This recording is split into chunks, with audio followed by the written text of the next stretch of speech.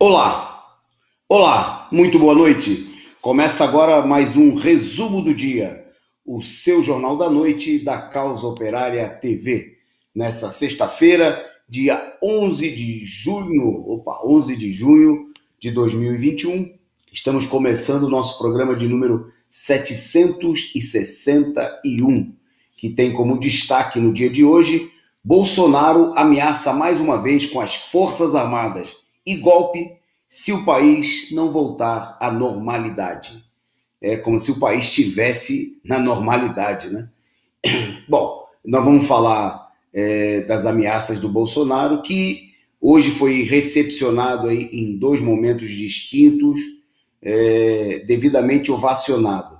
No Espírito Santo, onde foi recebido com outdoors que pediam fora Bolsonaro, e também a recepção calorosa, nós vamos falar aqui, que o Bolsonaro recebeu aí ao entrar num avião comercial da Azul, e recebeu aí, vamos mostrar aqui imagens, o Bolsonaro recebendo o devido carinho que ele merece da população. Vamos falar aqui da reforma administrativa, que avança no Congresso Nacional, na Câmara dos Deputados, na Comissão de Constituição e Justiça, destacando aqui também Dória, o arrependido, né? São João Dória da vacina, o homem promovido aí pela direita como patrocinador da vacina no país, né? Cínico, se dizendo aí arrependido de ter apoiado Bolsonaro. Destaque também aqui, nosso programa de hoje, a filiação do deputado Marcelo Freixo ao Partido Socialista Brasileiro, o PSB, ele que deixou o PSOL para ser candidato ao governo do Rio de Janeiro. Vamos falar que o PSOL atua como de políticos burgueses.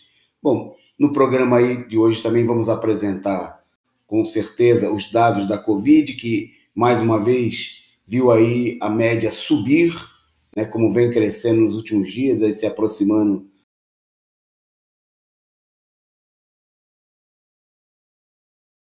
mortos. Vamos falar da plenária amanhã, plenária do Fora Bolsonaro, do Bloco Vermelho. Tem mais, né? Destaque internacional, mais uma vez o destaque da semana, a conclusão da apuração no Peru, sem a proclamação ainda do resultado, né, do candidato da esquerda como presidente eleito. Essas e outras notícias, comentários, você acompanha aqui conosco. E para comentar, né, as principais notícias do dia de hoje, vai estar conosco aqui o companheiro Expedito Mendonça, diretamente de Brasília. Boa noite, Expedito.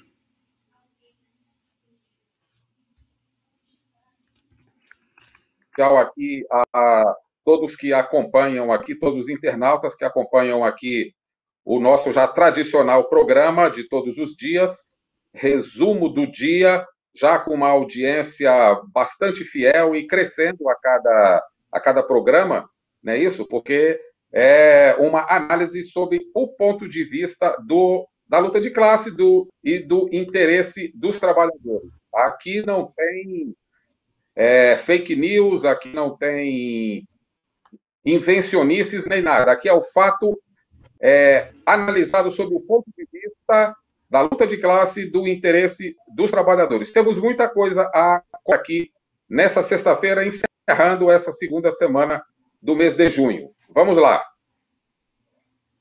Ok.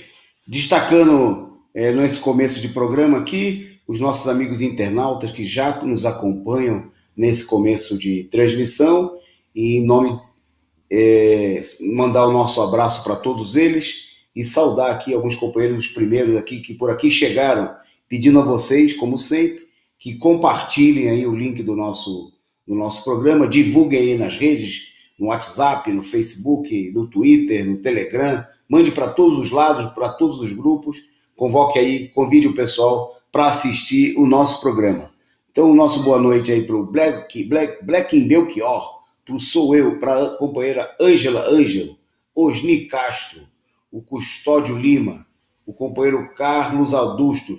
O pessoal lembrou aqui que a gente estava ainda nos preparativos do programa, meio na correria nessa sexta-feira e deixamos aí o áudio aberto. Espero que a gente não tenha falado nenhuma grande besteira. Podemos ter falado alguma besteira que não tenha sido nada... Bom, o canal Lucernágua, boa noite também, a companheira Angelina, o Carlos Adustos, a todos vocês aí, a Maria Ângela, a companheira Maria Ângela Abducho, nosso boa noite. Também para o nosso querido Walter dos Santos, boa noite para todo mundo aí. Custódio Lima, comentando que a preparação da pauta estava boa. A gente estava fazendo fofoca aqui, comentários, e o pessoal, a gente vazando aqui, uma falha técnica, né? Mas tudo bem, sexta-feira, o pessoal meio cansado, deu uma distraída. São as nossas parabólicas. Isso. A companheira Cecília Maria, diretamente de Brasília, acompanhando aqui esse começo de transmissão. O William Henrique, a Silvia Minho. Bom, para todos vocês, a Neide Maria, o Anderson Silva. Desta vez eu consigo, também presente aqui conosco. O Sérgio Gonçalves. Bom, tem muita gente chegando. O Lucas Ponzo. Boa noite aí para o pessoal que também vai nos assistir aí na reapresentação, né? Todos os nossos programas, também o resumo do dia, fica disponível para você assistir aí ao longo da madrugada, no horário que você tem disponível, né? Por isso o nosso programa tem uma audiência de milhares de pessoas assistindo aqui no YouTube, principalmente, mas também nas outras redes sociais. A gente chama você para vir para cá, né?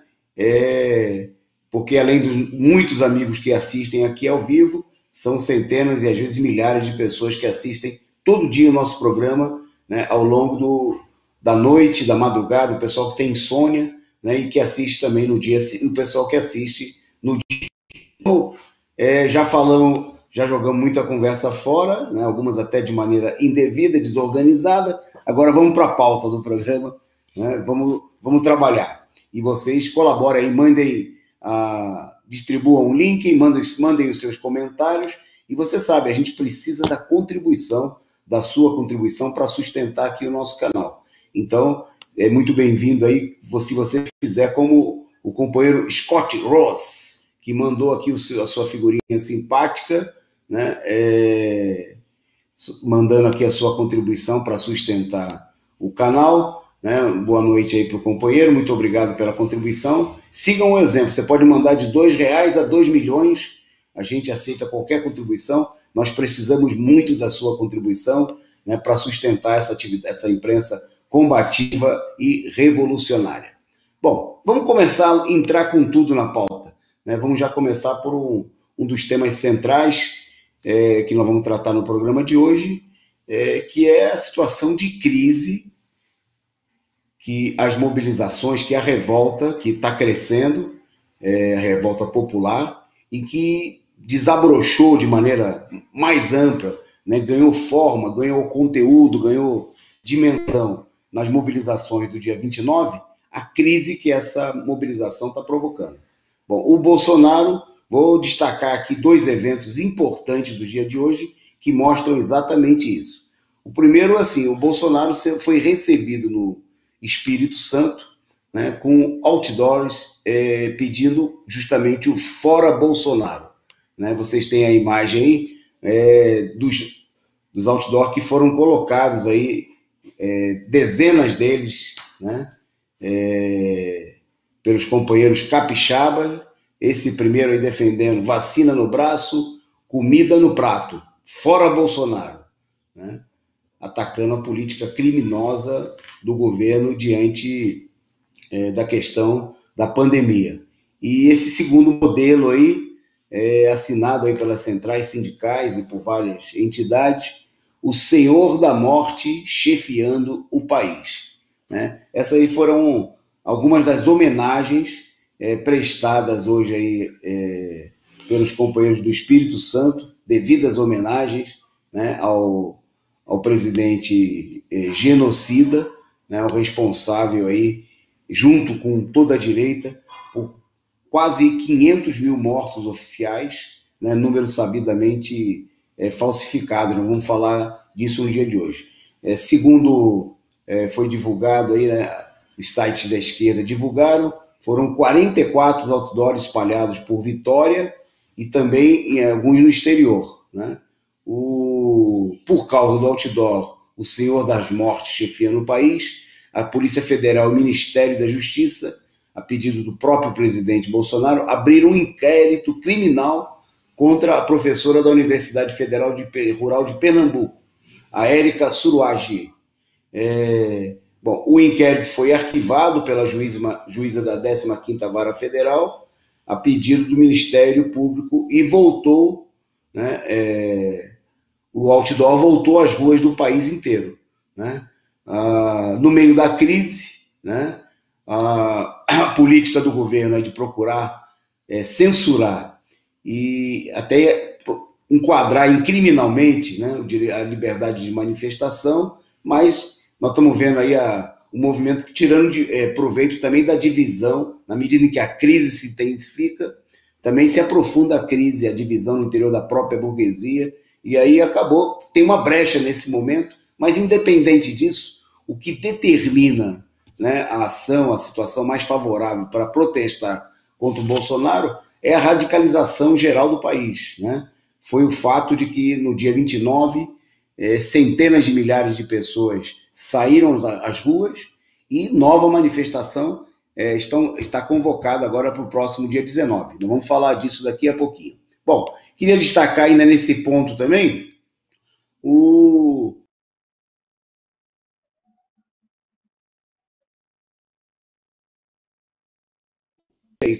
complementar passageiros, né?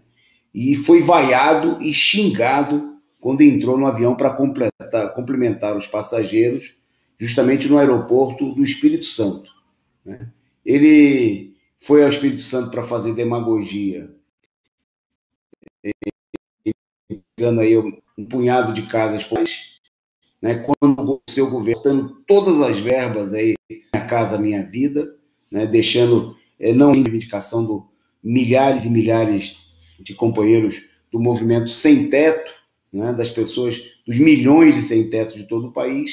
Bom, e quando ele chegou no aeroporto, ele entrou em um avião foi fazer uma média, né?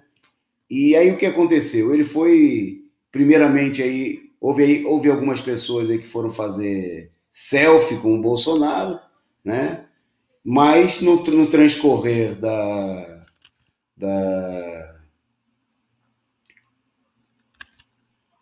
do acontecimento, o protesto se generalizou dentro do avião. Eu acho que a gente tem vídeo aí para a gente mostrar, produção? Tem o vídeo?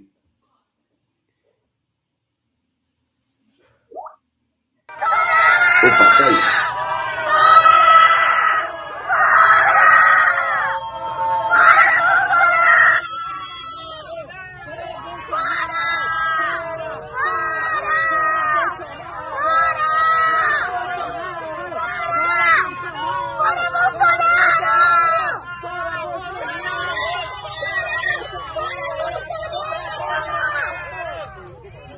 Genocida!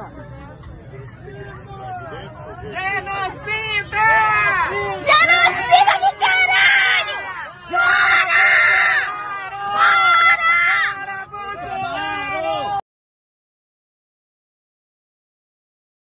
Recebendo as devidas homenagens, né, no interior do avião, lá no Espírito Santo. Parabéns aos companheiros capixabas, né, que...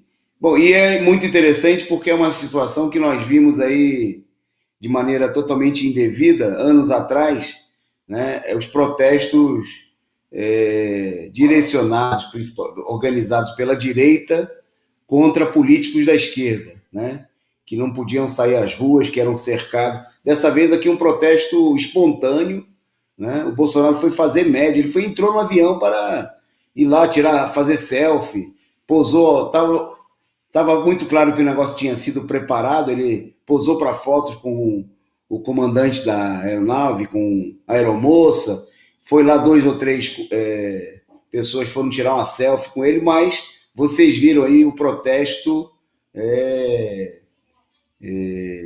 recebendo aí as devidas citações, né, o presidente ilegítimo lá em Vitória. Quer dizer, começou bem a situação na sexta-feira, né? Sexta-feira mostrando a tendência a se manifestar, a tendência que o Bolsonaro se torne aí um verdadeiro Sarney, né? O Sarney, no final do mandato, não conseguia sair às ruas, que recebia esse tipo de homenagem em qualquer lugar onde ele fosse, né? Eu me lembro, só para relatar rapidamente um episódio, que o Sarney, no final do mandato dele, foi ao Rio de Janeiro participar de uma cerimônia na Academia Brasileira de Letras. Ele que recebeu aí o título de imortal, né? Pela porcaria dos escritos dele. Bom, e nesse momento teve uma manifestação, e eu me lembro que um jovem militante da CUT na época atirou alguma coisa, eu não me lembro exatamente o que, contra o ônibus onde estava o Sarney.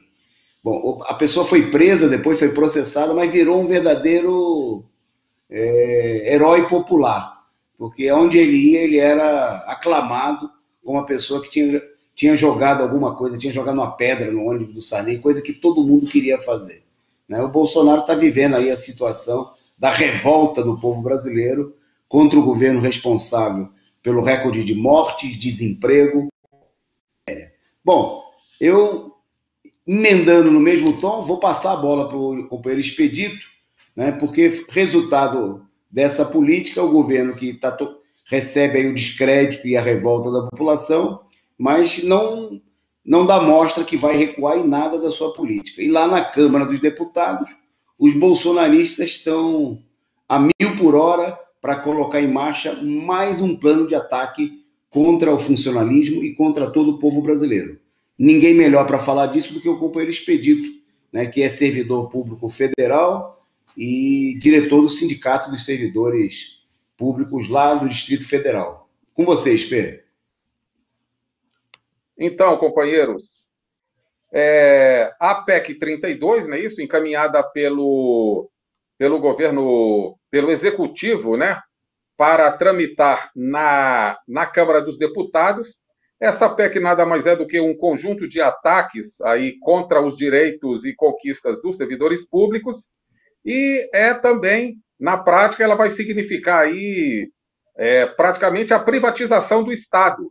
Ou seja, aquele setor da população que depende dos serviços do Estado vai ficar privado de uma série de serviços e da prestação de serviços de saúde, de educação. Nós temos visto aí o que tem acontecido já com as universidades, com o sucateamento da saúde pública. Temos visto aí os números alarmantes da pandemia. Tudo isso é resultado desse processo de aprofundamento da liquidação do Estado. Bom, o projeto está tramitando na Comissão de Constituição e Justiça, que é o primeiro passo, né, para depois ir para o plenário, e o relator da PEC, que é um deputado do DEM da Bahia, o senhor Arthur Oliveira Maia, declarou que a Constituição, ele se refere aqui à Constituição de 1988, né, que devido a um processo de mobilização que ocorria naquele momento,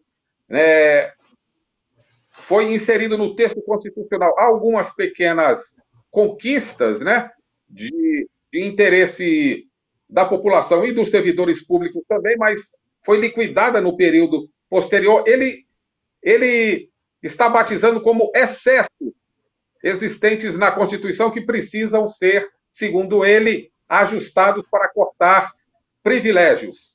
Uma mentira, uma inverdade. A gente sabe muito bem que os privilégios estão todos mantidos para as castas superiores aí do serviço público, não é isso? Inclusive, né, para os militares que hoje ocupam mais de 100.000 cargos dentro da administração pública federal. Nós vimos recentemente aí a questão do teto duplex, beneficiando o presidente da República e militares que estão exercendo cargo no governo Bolsonaro dentro do Ministério dentro do Palácio do Planalto. Ou seja, contra essa gente, nada, rigorosamente nada. A reforma administrativa é para suprimir direitos dos chamados Barnabés, do baixo clero do serviço público, digamos assim. E é um ataque em regra contra o Estado também, porque uma série de conquistas e direitos exatamente que foram colocados na Constituição de 1988, ou seja, vieram sendo liquidados ao longo do tempo no governo Fernando Henrique Cardoso, no governo Itamar Franco, no curto governo Collor de Mello e Itamar Franco, e nos 8 anos do governo Fernando Henrique Cardoso foi um ataque em regra contra os direitos da categoria. E agora, a PEC 32 é o tiro de misericórdia fatal no serviço público. Suprime o concurso público, beneficia os amigos, introduz a terceirização, que os proprietários dessas empresas aí são quase todos aí, esses empresários que são, muitos deles são parlamentares, fazem parte da base de apoio, de sustentação do governo, e do ponto de vista aí do ataque, é a mais devastadora bomba atômica em cima dos servidores públicos. Para finalizar, infelizmente, do ponto de vista da reação, do ponto de vista de se opor a esse ataque, a essa barbárie, nós não temos muita coisa a comemorar. Os sindicalistas que deveriam estar organizando a categoria, que deveriam estar organizando os servidores e outros setores para se opor de fato, através de uma mobilização contra esse ataque, usam a pandemia como pretexto para continuarem na mais completa inércia e inação. Eles passearam lá pelos corredores da Câmara dos Deputados e nada mais fizeram do que entregar um abaixo-assinado aos parlamentares pedindo para interromper a tramitação do projeto, porque a prioridade agora seria o combate à pandemia. Agora, imagina se esses deputados aí, que fazem parte da base do governo, que, em troca de verbas parlamentares, compõem aí a base de sustentação parlamentar do governo Bolsonaro, vão se sensibilizar com abaixo-assinado. Nada. Se depender dessa situação, nós, servidores públicos, estamos numa situação muito dramática e vamos para o cadafalso. É necessário uma grande mobilização da categoria e, nesse sentido, os servidores públicos estão sendo chamados para o dia 19 para se juntar ao conjunto da classe trabalhadora brasileira para dar uma resposta nas ruas aos ataques do governo contra a população trabalhadora e da PEC 32 aos servidores públicos federais e ao serviço público. Devolvo para você, companheiro Antônio Carlos.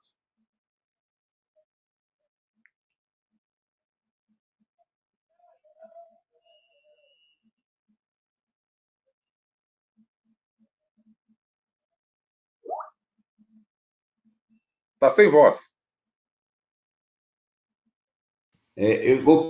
Voltando, eu vi um comentário de alguém bastante conservador no site, pedindo para a gente mostrar aí as casas do Bolsonaro. Não vai dar porque quase nem tem foto, porque 400 casas que o presidente do país, né, no 434, quer dizer, é inauguração de vereador de cidade do interior. Né? Não dá para dizer nem que é nem mesmo, né, para Vitória seria um projeto habitacional digno de nota. Né? O Bolsonaro foi fazer demagogia, né? Então a pessoa mal informada aí que gostaria de ver, pelo menos o Bolsonaro precisaria construir casas, né? Porque 434 casas, né, não é um projeto digno de inauguração pelo presidente da República, né, num país que a gente tem aí um déficit de mais de 25 milhões de moradias. Né? Então, quando o Bolsonaro construir casas, quando construir casas de verdade, a gente mostra aqui no programa, quem sabe. Né? E, obviamente, nós temos que falar do cinismo, né, dessa inauguração de vereador que ele foi fazer lá, e que, como não tem nada para mostrar, né, e tem otário para acreditar, mesmo sem ter as informações, sem ter os dados. Está disponível aí na imprensa. Quem quiser ver os dados, é só olhar a imprensa golpista.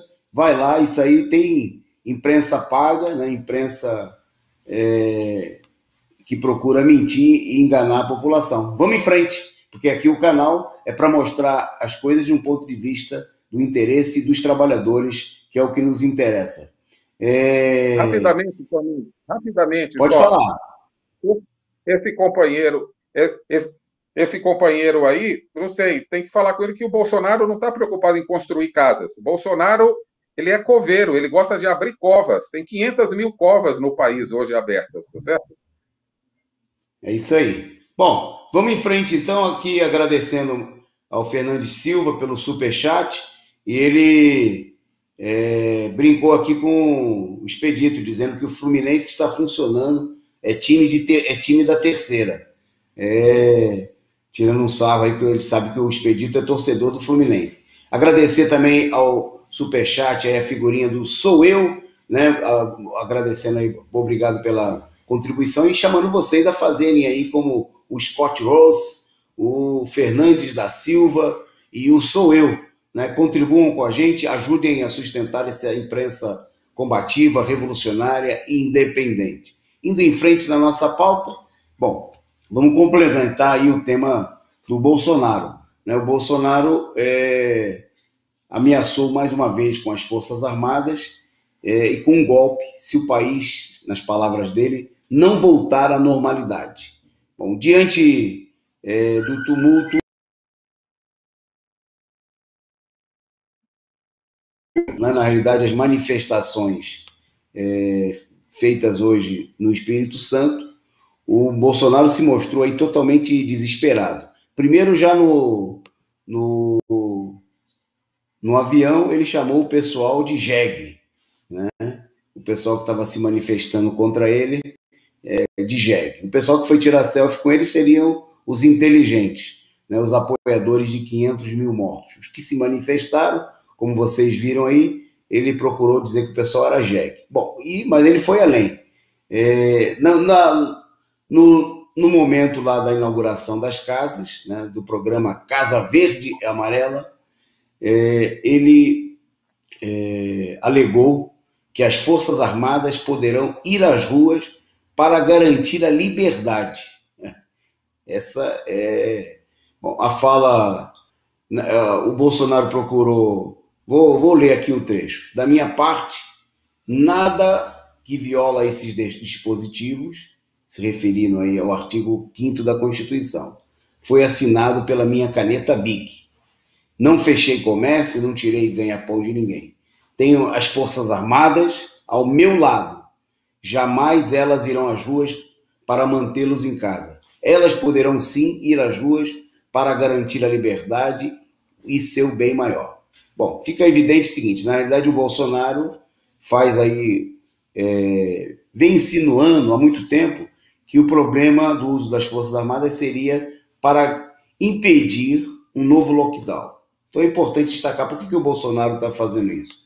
Primeiro que é evidente que toda a direita, e o governo tem dados sobre a situação, né, que não divulga, toda a direita se prepara para uma nova onda, a chamada terceira onda da Covid, que amplamente se divulga que deve ser mais letal que as anteriores, né, que pode levar o país a ter aí, como já foi diagnosticado e mostrado por vários estudos, que o país pode chegar a ter quase 700 mil mortos, né, em agosto.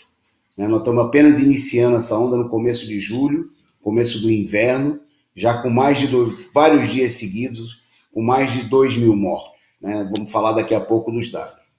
E o Bolsonaro sabe muito bem, né, que uma das táticas adotadas por vários governos da direita, né, que vem fazendo aí uma encenação de oposição ao governo Bolsonaro, é o fechamento do comércio, né? É a política de lockdown, inútil, porque não é acompanhada nenhuma medida de combate, não tem teste em massa, não tem vacinação, não tem nada, né? E é uma política, obviamente, que tem provocado, inclusive, revolta. Primeiro que o lockdown não é verdadeiro, porque mesmo quando, diante da decretação dos falsos lockdown, uma ampla, significativa parcela da população continua trabalhando. Bom, e ao mesmo tempo, né, nenhum desses governos, nem o governo federal e nem os governos estaduais, tem propiciado nenhuma condição, né, de garantia a quem precisa trabalhar, né, a quem tem seu pequeno comércio, a quem depende aí, de colocar o seu caminhão para funcionar, abrir a sua barbearia, etc, etc. Então, o Bolsonaro vem se dedicando a fazer demagogia contra essa situação, já se preparando, né, para uma nova etapa que vai haver aí, com certeza, infelizmente, né, de novos casos em massas, né? Bom, e nessas condições, o governo ameaça, insinua, mas aqui a gente queria chamar a atenção. A ameaça do golpe do Bolsonaro não tem a ver com lockdown. A ameaça do golpe do Bolsonaro, como ontem bem registrou o Chico Buarque, né? A ameaça golpista do Bolsonaro, a ameaça de levar o país a uma ditadura, tem a ver com o fato de que o governo é cada vez mais amplamente repudiado, né? E que a presença no cenário político do ex-presidente Luiz Inácio Lula da Silva coloca como de maneira bem concreta de que se o país caminhar para eleições minimamente democráticas, já não vamos dizer democráticas na plenitude, porque nunca existiram aqui no país, né? O Lula ganha as eleições com o pé nas costas, né? Como as pesquisas já vêm tudo. Quer dizer, a ameaça do Bolsonaro usa como pretexto o lockdown, mas na realidade o problema central são as manifestações, né? A ditadura, a ameaça à ditadura é uma ameaça contra o povo. O governo vem posicionando as suas peças, né? Vem intensificando a repressão, vem estimulando aí as polícias militares a agirem de maneira cada vez mais violenta contra o povo, né? Vem articulando por detrás de toda a conversa fiada de setores, até mesmo, muitas das vezes, da esquerda, de que há um setor democrático nas Forças Armadas, de que as Forças Armadas não iriam apoiar o Bolsonaro. O que a gente está vendo é justamente o contrário, né?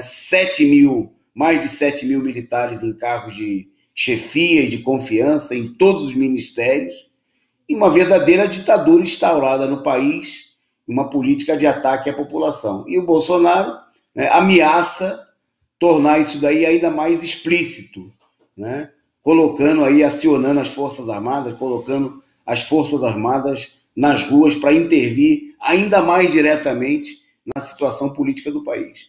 Bom, o discurso do Bolsonaro, a colocação que muita gente leva a sério, deve ser encarada com seriedade por todos aqueles que têm uma preocupação real do país, né? Principalmente as organizações de esquerda, os partidos, as populares, que estão se mobilizando e precisam ter claro que o único caminho para impedir esse golpe, para impedir a ofensiva da direita, né, é as ruas, é a mobilização em larga escala dos trabalhadores, né? Já está mais do que provado que sem essa mobilização, né, não há a menor possibilidade de derrotar Bolsonaro e todos os seus aliados, né, inclusive os seus pais, né, aqueles que apoiaram Bolsonaro em 2018 e que agora tentam se passar por oposição, né, tentam se descolar da figura do Bolsonaro, pelo menos por hora, por um interesse eleitoral, mas que quando chegar a hora, né, a gente já sabe muito bem de que lado eles vão ficar, né? É o caso, por exemplo, do governador de São Paulo, que hoje deu uma declaração de arrependimento. Eu vou passar para o Expedito para falar o que aconteceu e se a declaração do Dória merece algum crédito. Com você, Expedito.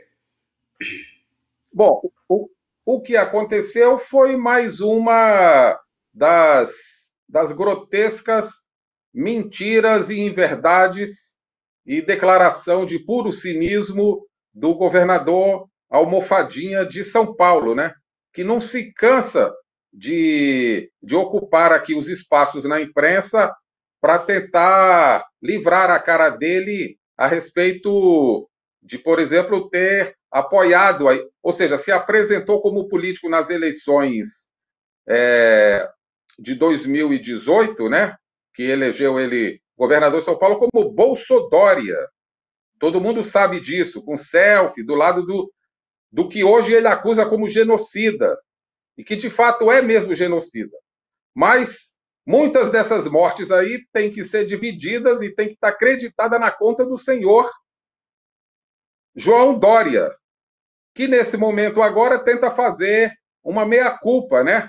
Tenta ir livrar a cara dele, porque é candidato. Se você perguntar está aqui na matéria dizendo assim, se você perguntar a que cargo que eu concorrerei em 2022, ele não esconde. Mesmo com toda a impopularidade, mesmo com toda a situação de tragédia vivenciada hoje pelo Estado de São Paulo, com relação à Covid, do qual ele é o governador, não é isso?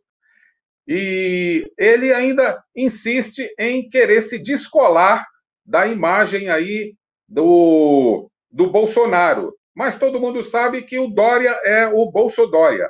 Essa declaração dele nada mais é do que mais uma farsa, mais um espetáculo farsesco, na medida em que ele tenta se descolar da imagem do presidente criminoso que está lá embaixo, né, nas pesquisas com a impopularidade em alta, né, digamos assim, a impopularidade em alta, e ele tenta se desvencilhar desse vínculo incômodo com o Bolsonaro. Mas nós sabemos muito bem, né, que na hipótese da não viabilização de uma terceira via, que me parece que está já soterrada com as manifestações, a eleição caminha para a polarização entre Bolsonaro e Lula. E não tem... E a gente não pode ter nenhuma dúvida a respeito de quem novamente o senhor Dória apoiará em 2022, caso se concretize os dois polos que estão se desenhando na eleição de 2022.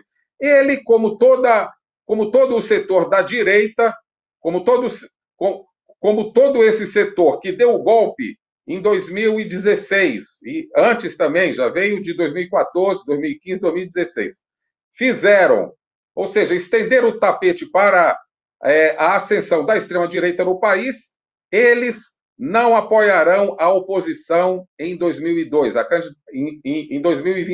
candidatura do Lula. Todos eles estarão no trenzinho do Bolsonaro, porque eles falam mal do Bolsonaro agora, eles têm uma conduta de afastamento do Bolsonaro agora, de ataques ao bolsonarismo, mas todos eles estarão emblocados no vagãozinho do Bolsonaro em 2022 contra a candidatura operária e popular da maior liderança popular do país, que é o ex-presidente Luiz Inácio Lula da Silva. Portanto, não tenhamos nenhuma ilusão. Isso aqui é mais uma jogada típica de um farsante, mais uma tentativa de descolar a imagem dele do genocida, mas ele mesmo é um dos maiores genocidas do país, na medida em que o Estado dele lidera os índices macabros de infecção e morte no país. Passo de novo para você, companheiro.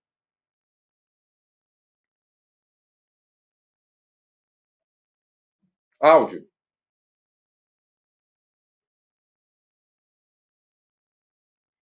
Ok. Falha humana aqui. Agora, a gente antes deixava o som aberto quando não devia, agora fecha quando não deve. É sexta-feira, né? O pessoal falhas, cansaços aqui da semana. Mas, bom, momento importante, agradecer aqui a vários superchats, stickers, o pessoal contribuindo aqui com o nosso canal. Agradecer com nossa companheira Maria Ângela Biducci, né? Mandou aqui figurinha simpática, dizendo continue assim. Nosso amigo Fernandes da Silva, que mandou aí uma caneca para a gente revigorar aqui na sexta-feira. Tá vermelho, eu vou encarar que é um vinhozinho nessa sexta-feira fria aqui de São Paulo. Muito obrigado aqui. Saudamos a todos aqui, agradecendo aqui. Erguemos um brinde aí junto com o Fernandes a todos que nos acompanham. O Carlos Adustos também contribuindo conosco, muito obrigado. Da mesma maneira que o companheiro Custódio Lima, né? E mais uma vez aí o Fernandes da Silva, né? Então, muito obrigado a vocês pela contribuição e chamando os demais a seguirem aí os muito bons exemplos, né, do pessoal que está contribuindo conosco, ajudando a sustentar essa imprensa combativa, revolucionária, que é a Causa Operária TV. Bom, na nossa pauta agora em destaque, a passagem do deputado federal Marcelo Freixo, né, que fez carreira política aí ao longo das duas últimas décadas, né, pelo Partido Socialismo e Liberdade, que no início da tarde dessa sexta-feira anunciou a sua saída do PSOL e, logo em seguida, o anúncio, a filiação ao partido que vai se filiar ao Partido Socialista Brasileiro.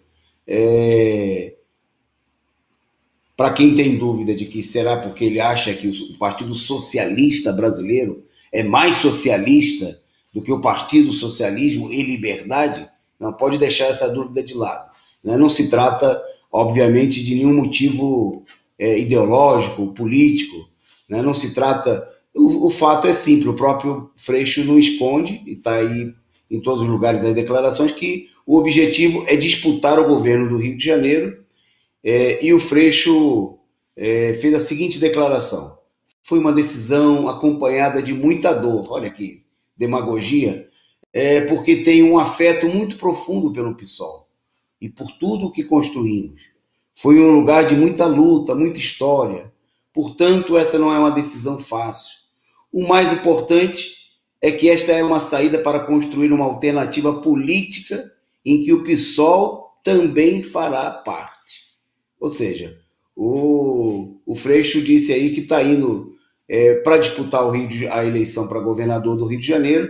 Vocês se lembram que já em 2020 ele tinha... em 2020 ele ameaçou ser candidato, disse que só seria candidato se fosse para uma frente ampla, né? Depois teve candidato a vereador do PSOL recebendo patrocínio de banqueiro, né, de golpista, e aí houve uma ameaça de alguns setores de expulsar o candidato a vereador na Baixada Fluminense, e o Freixo disse que se acontecesse qualquer coisa assim, ele deixaria o partido. Ele chantageou o partido em mais de uma oportunidade.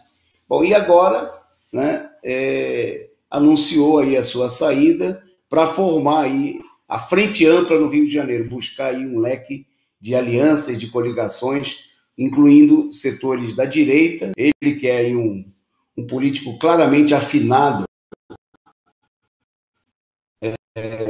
com o deputado e com o prefeito, o Paes, Eduardo Paes, né?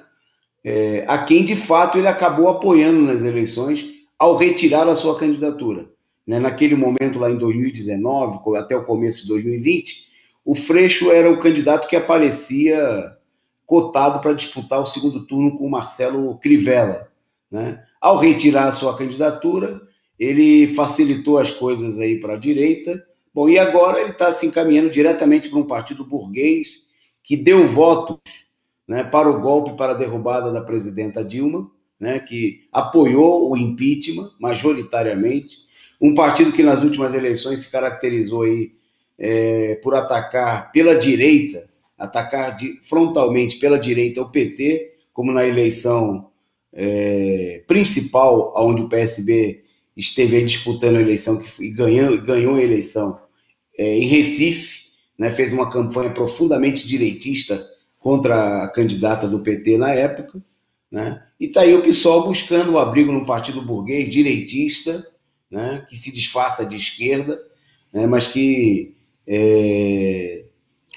como a gente disse, apoiou o golpe de Estado, formou a chapa aí com o Geraldo Alckmin em São Paulo, né, teve aí o vice-governador do Geraldo Alckmin do PSDB, né, e que foi candidato ao governo de São Paulo, o Márcio França, né, e que agora está aí se engrossando as suas fileiras com mais um partido. Eu queria destacar também, não só, além da própria política reacionária do Marcelo Freixo, né, é bom destacar aqui o papel de incubadora de políticos burgueses que o PSOL vem desempenhando, né? Só para citar alguns casos, o PSOL, por exemplo, incubou, projetou, né, como essas incubadoras de empresas que se dão ao trabalho de incubar, de gerar novas empresas. Antes a gente podia dizer que ou a gente pode dizer também que seria uma barriga de aluguel, né, que se presta a gerar, né, políticos para outros partidos. Tem o caso da Luiz Helena, né, que depois de ser candidato à presidência da República pelo PSOL e ser projetada aí por amplas parcelas da esquerda, apoiado inclusive pelo PSTU, né, virou uma política aí da rede, um partido direitista, né, virou aí cabo eleitoral da Marina da Silva, patrocinada aí por setores da direita em mais de uma eleição. Tem o caso do quase candidato a presidente também do PSOL e ex-presidente do partido, Randolfo Rodrigues, que hoje está brilhando aí na CPI como vice-presidente da CPI da pandemia, é um político sempre disposto a atuar em favor das causas de interesse da burguesia, lavajatista, né, defensor da operação criminosa da Lava Jato, também projetado se eleger o senador pelo PSOL, lá no estado do Amapá. E por aí vai, a lista é extensa, né?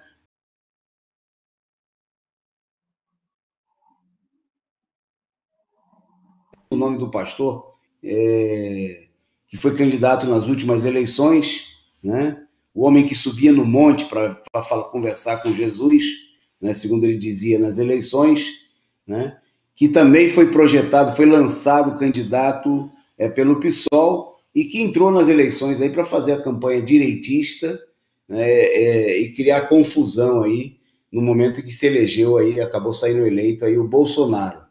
Bom, são muitos os exemplos, os casos, né? O PSOL que procura se disfarçar como um partido de esquerda, né? Um partido ligado aí ao movimento de luta dos trabalhadores, mas que tem como papel, um dos seus papéis fundamentais é servir de trampolim, né? De incubadora para políticos burgueses, para políticos que vão fazer aí o jogo da direita e como se fosse uma legenda de aluguel, né? O pessoal usa e descarta, né? Na hora que, como é o caso do Freixo, né? Que está todo declaradamente deixando o PSOL para saciar aí os seus interesses e de sabe-se lá que grupos que ele vai representar aí nas eleições, que interesses da burguesia, para disputar a eleição para o governo do Rio de Janeiro, né? Fica aí o registro, né, dessa política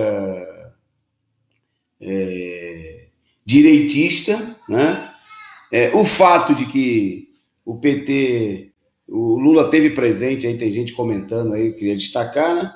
O fato de que o Lula tenha estado presente, endossando essa política, e o PT anuncia aí uma aliança com o PSOL, isso não diz nada a favor do PSOL, né? Só diz que a política desses setores, e do próprio Lula, é uma política bastante, desse ponto de vista, né, bastante confusa e reacionária, inclusive que atenta, como já aconteceu várias vezes no Rio de Janeiro, contra o próprio partido, né? Se isso se consumar, não vai ser a primeira vez que a direção do PT age contra o próprio PT no Rio de Janeiro, né? Veja-se aí as eleições em que o PT apoiou Brizola, Garotinho, né? E o nome aí, o Mauro Sou lembrou aí que o nome era o Cabo Daciolo, né? O deputado eleito pelo PSOL que acabou indo parar no partido de direita para ser candidato à presidência, presidente da República, né? Tá aí. Bom, o nosso site aqui está bastante visitado aí pelos bolsonaristas hoje aí, né? O que muito nos honra, que demonstra uma preocupação do pessoal de vir aqui atacar a esquerda revolucionária, a esquerda que impulsiona, junto com muitos outros setores, a mobilização para colocar abaixo esse governo de fome e de miséria e que é responsável, né, junto com toda a direita, pela situação da Covid no país, que o companheiro Expedito vai mostrar agora os números. Vai lá, Expedito. Então, são números progressivos, não é isso? Não há nenhum indício aqui de queda da curva, de achatamento da curva. Muito pelo contrário, o país está aí há quase um mês registrando aí mortes acima de 2.000 pessoas diariamente, e isso aqui está demonstrando claramente o completo abandono, o completo descaso com relação ao problema da pandemia no país. Lembrando que não é somente o governo federal que tem a sua parcela maior de responsabilidade, não tenha dúvida nenhuma. Mas ele conta com a colaboração inestimável aí de muitos dos governadores. Por isso que o Bolsonaro não pode ser aí execrado sozinho com relação a esses números verdadeiramente alarmantes. A curva permanece em ascendência, não é isso? É uma curva. Nós temos aí vários estados aí com lotação em leitos de UTI, e aqueles que não estão lotados estão aí com percentuais bastante elevados, acima dos 80%, e vamos ter, claro, na próxima semana nós vamos chegar, aí, muito provavelmente antes do ato do dia 19, o que é mais uma bandeira para reforçar a luta contra o governo genocida, nós chegaremos aos 500 mil óbitos em números oficiais no país. Isso significa que você deve ter pelo menos mais uns 50% aí. Podemos colocar aí números próximos de 750 mil a 800 mil brasileiros que perderam a vida para a Covid-19. E um especialista hoje na televisão, que inclusive eu conheço ele, cheguei a trabalhar na secretaria que ele chefiou lá no Ministério da Saúde, que é o médico Cláudio Maierovic. Ele declarou aqui na CPI da Covid hoje que estava ao lado da Natália Pasternak, que também tem sido uma crítica contumaz aí do governo. Ele disse que 50% dessas mortes aí poderiam ter sido evitadas se houvesse uma coordenação nacional para o enfrentamento da Covid-19. Portanto, esses são números muito trágicos, são números aí de perdas irreparáveis em famílias enlutadas de brasileiros, e certamente vamos estar rompendo a barreira das 500 mil mortes oficiais na próxima semana, o que reforça a necessidade de estarmos nas ruas no dia 19 para impedir a continuidade desse genocídio. É isso aí, Toninho, passo para você. Ok, seguindo aqui com a nossa pauta, não sem antes agradecer aqui a companheira Cristiane Rocha, que mandou aí a sua figurinha, pela contribuição, né? E você sabe que ela é fundamental para sustentar aqui o trabalho da Causa Operária TV. O pessoal comentando bastante aqui a ida do Freixo para o PSB, o companheiro destacando aqui, lembrando que quem também está de malas prontas, né, para embarcar para o PSB é o Dino, né? Dino, governador do Maranhão, né, é dado aí também como um dos próximos a anunciar aí a sua transferência para o Partido Socialista Brasileiro, e o próprio PCdoB como um todo discute a fusão com o PSB, né, sob o pretexto de problemas eleitorais, de problemas de garantir a viabilidade eleitoral. Na verdade, não se trata de garantir a viabilidade eleitoral, mas os fundos partidários, né? E ao invés de levar uma luta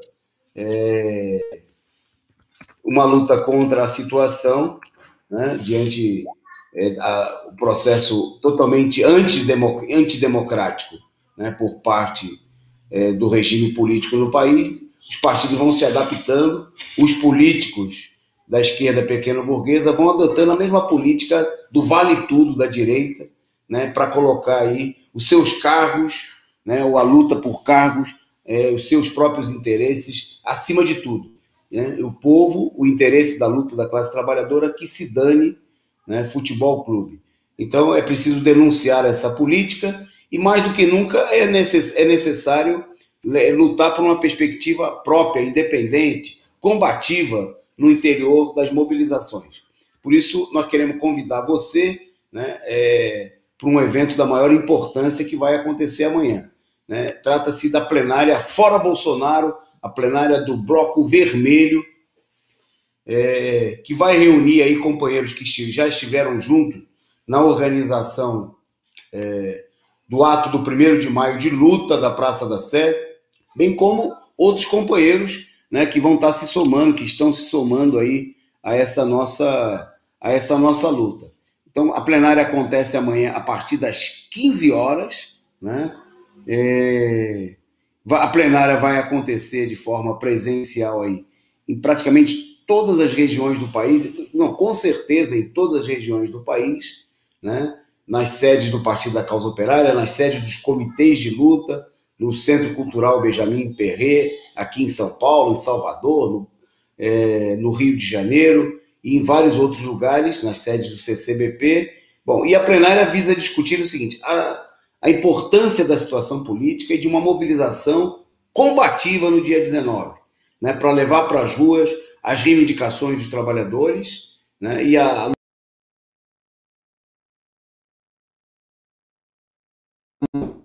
contra todo tipo de ilusão e tentativa de dividir o movimento, né? A defesa da unidade da esquerda, não a unidade para ganhar voto e qualquer tipo de política, né? Não a unidade eleitoral, mas a unidade em função dos interesses dos trabalhadores nesse momento, né? Que é levantar uma mobilização gigantesca para derrotar a direita, para derrotar a ofensiva que nós estamos vivenciando. Então, a plenária acontece amanhã a partir das 15 horas.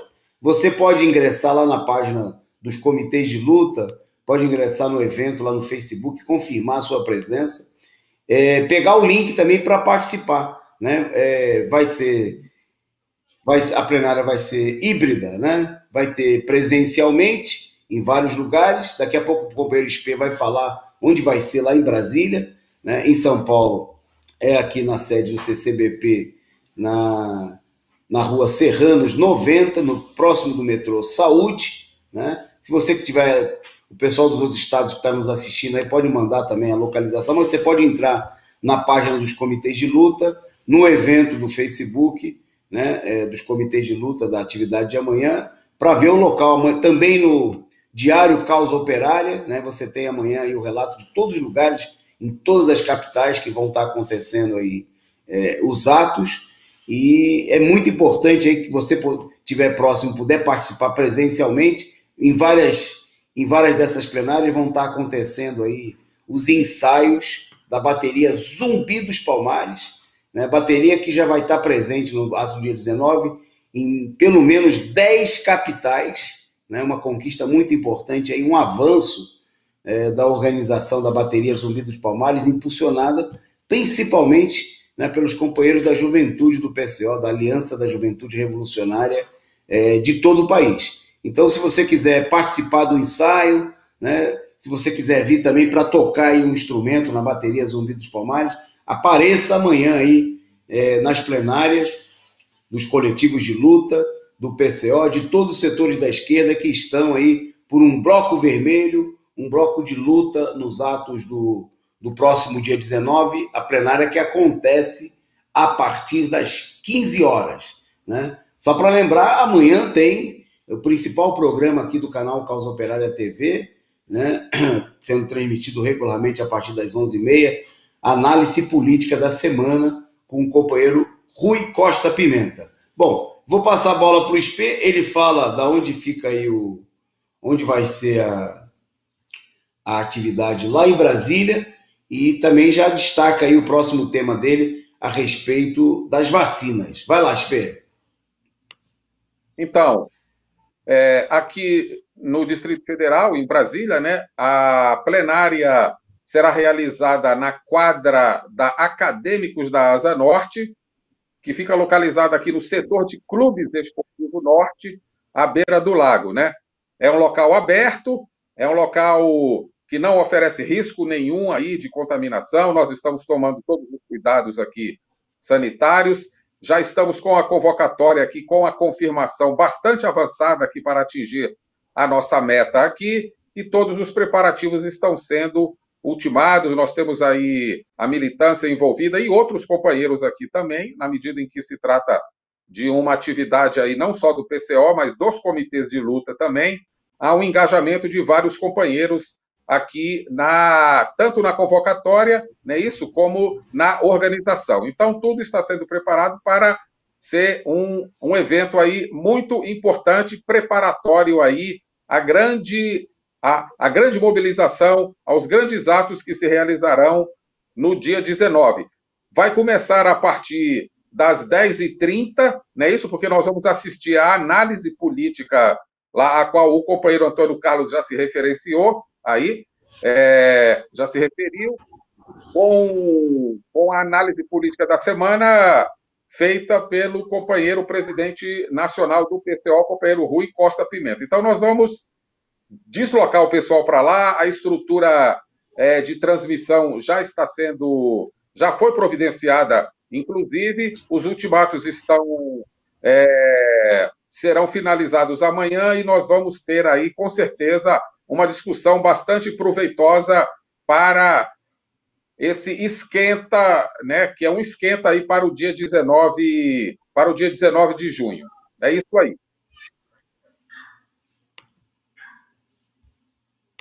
É isso aí. Segue com você aí falando sobre as vacinas. Vai lá. No próximo ponto, nós temos aqui a questão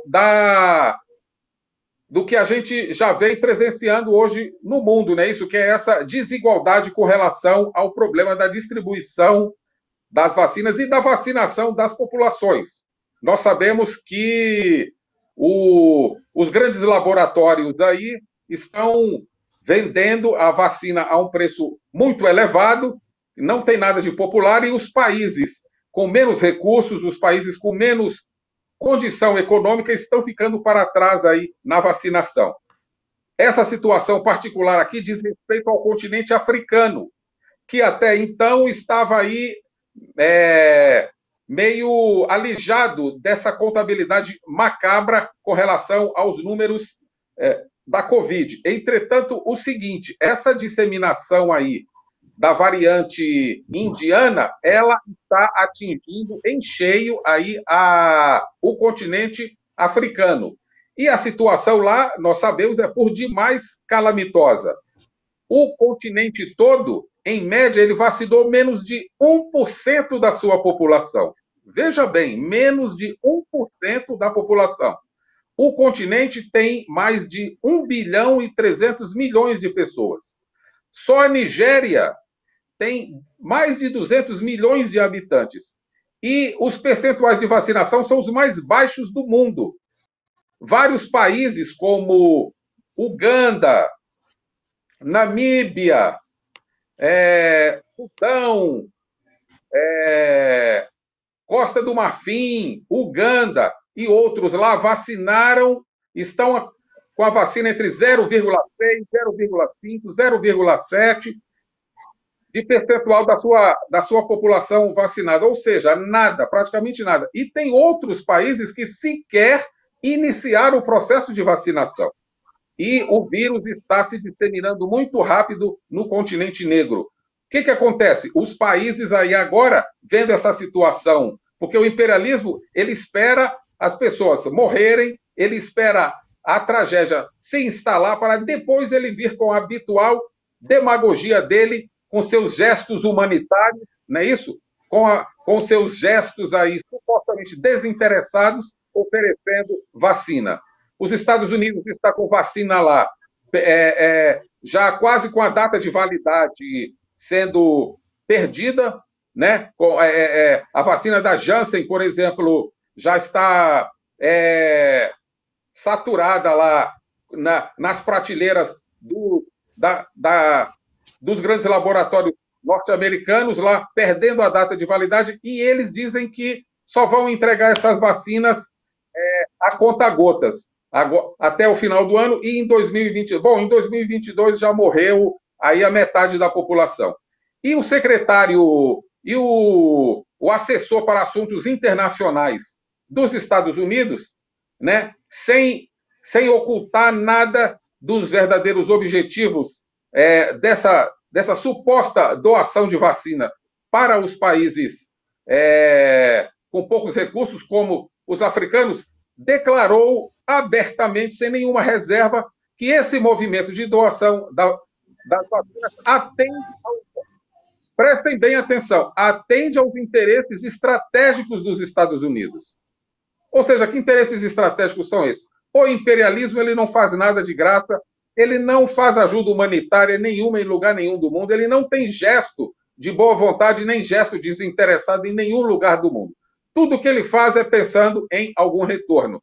E agora, nessa questão da emergência sanitária mundial da Covid-19, onde milhões de pessoas estão com a vida exposta diante do vírus, diante da contaminação, diante da disseminação, eles, mais uma vez, estão utilizando o fármaco, o imunizante que eles têm lá sobrando, porque eles já vacinaram quase toda a população adulta deles, nos Estados Unidos, eles estão aí segurando a vacina para só doar da forma como eles acham conveniente para esses países. Ou seja, uma política criminosa, genocida do imperialismo que precisa ser denunciada.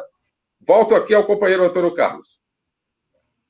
Bom, caminhando aqui para o finalzinho do nosso programa, eu queria primeiro fazer um convite antes da gente dar a nossa última notícia. O convite é para que você se inscreva na nossa...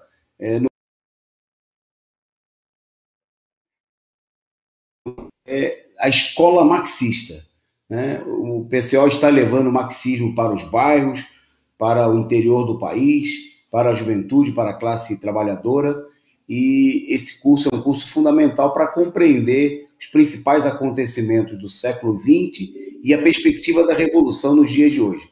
Bolchevismo e stalinismo é o tema, né? Nesse final de semana, a militância do Partido da Causa Operária vai estar realizando aí de inscrição, né?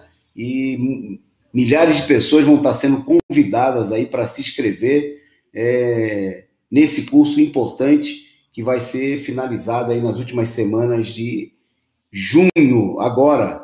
E para você se inscrever, você que está nos acompanhando, que ainda não se inscreveu, né, você pode se inscrever rapidinho, em 1 minuto você se inscreve, acessa o site escolamarxista.pco.org.br e faça a sua inscrição, né? Na 4ª Escola Marxista, o curso já foi dado em várias cidades e vai alcançar mais de 100 cidades aí no país e no exterior. Então faça lá, vai lá no site escolamarxista.pco.org.br e faz a sua inscrição, né? A inscrição tem uma modesta contribuição de apenas R$10, e se você adquirir o livro, o folheto Bolchevismo e Stalinismo, um texto do Trotsky, que custa R$35, você ganha a inscrição de brinde, né? A inscrição fica gratuita para você. Por R$35, você se inscreve e ganha o folheto, um texto fundamental que assessora aí ao curso, né? Que é um resumo do curso da Universidade de Férias apresentado pelo companheiro Rui Costa Pimenta no começo desse ano. Bom, rapidamente a última notícia. Amanhã esse vai ser um tema muito destacado aí na análise política da semana pelo companheiro Rui Costa Pimenta a partir das 11h30. Então só queria destacar aqui o tema que foi destaque no nosso programa aqui em várias edições nessa semana, a eleição do Peru, que tem 100% das urnas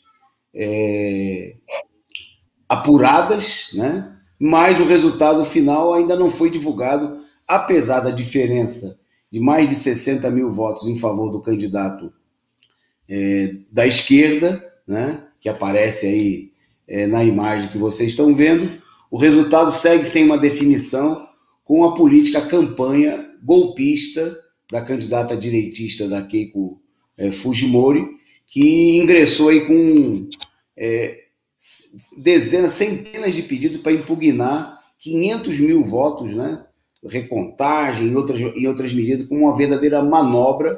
Ela que recebeu o apoio de toda a direita, que é filha do pai do neoliberalismo no Peru, né, o Fujimori, que foi presidente, que adotou a mesma política desastrosa do Fernando Henrique Cardoso aqui no Brasil. A Keiko Fujimori está aí, ficou com 49,8% dos votos apurados, enquanto o Pedro Castilho teve 50,2%, 50,166%, vocês viram aí no gráfico colocado aí pela nossa eficiente produção. A gente encerra por aqui, né, agradecendo aí a participação de todos vocês, ao companheiro Expedito, que nos acompanhou nessa noite, e a gente se encontra amanhã, né, na análise política da semana e na plenária nacional, fora Bolsonaro, Bloco Vermelho, no dia 19. Um forte abraço e até amanhã. Boa noite a todos, grande abraço, bom fim de semana.